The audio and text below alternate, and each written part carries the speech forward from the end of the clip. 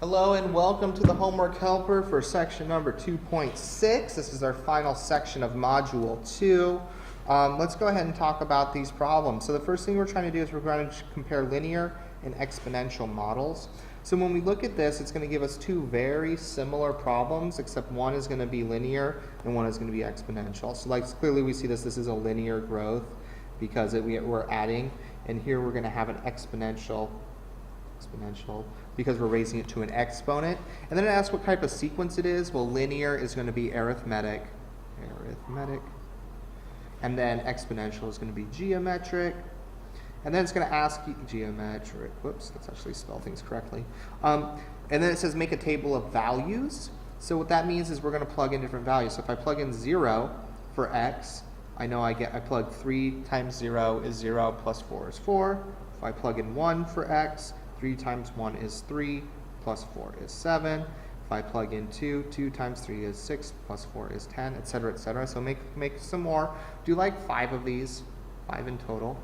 And then when I do the same thing here, 0 means I have 4, 1 means I have 12, 2 means I have 36, etc., etc.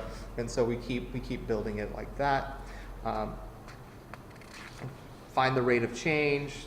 Rate of change is 3 because we're going up by 3 here. It's a common ratio of 3, but we're multiplying. Here we're adding, graph it, etc., etc. Pretty straightforward. Here, for the set, is very similar to the things that we did in class today. You know, it says for each exercise or problem below, use the given information to determine which of the forms would be most efficient to use for what is necessary. And it says see the task, linear, slope, intercept, point, slope. This is what we did in class today. So refer to that page, which will probably be very, very good if you want to put it on a note card. I'm talking, of course, about this page here.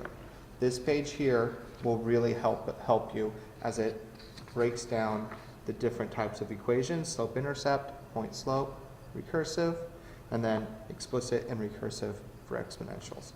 So make sure you're using that to answer these questions. You know, it'll say Jasmine has been working to save money and wants to have an equation to model the amount of money in her bank account. She has been depositing 175 a month consistently. She doesn't remember how much money she deposited initially. However, her last statement, she saw that her account had been open for 10 months and currently has this amount in it. So what does that mean? That means f of 10. So the amount of money at 10 months is equal to 2475, and we know that her rate is 175 a month. So when I see this, I have a point, right? This is a point. This is the point 10, 2,475, and I have a slope. 175 is my m, because that's how much it's changing every month. Point, slope, point, slope. If only there was a form that uses a point and a slope. Oh wait, there is point slope form. So given that we have a point and a slope, that's the form we're going to use, point slope. So I know that y equals m times x minus x1, and then I add y1.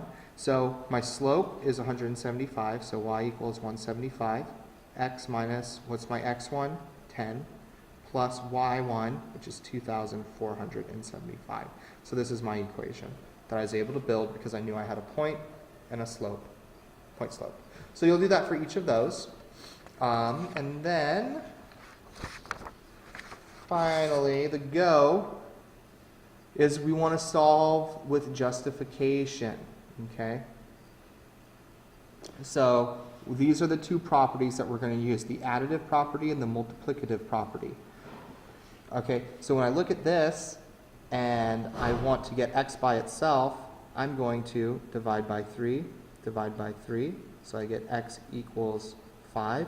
And why does this happen? Because, did I multiply? You betcha. The multiplicative property.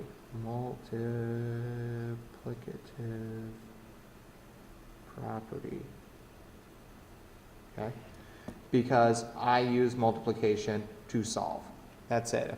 If I divide one side by 3, I divide the other side by 3. That's all that's saying. So that's all. Just want you to get used to using that language. And that's going to be it for today. Real easy. We'll have our quiz tomorrow, and I'll see you then.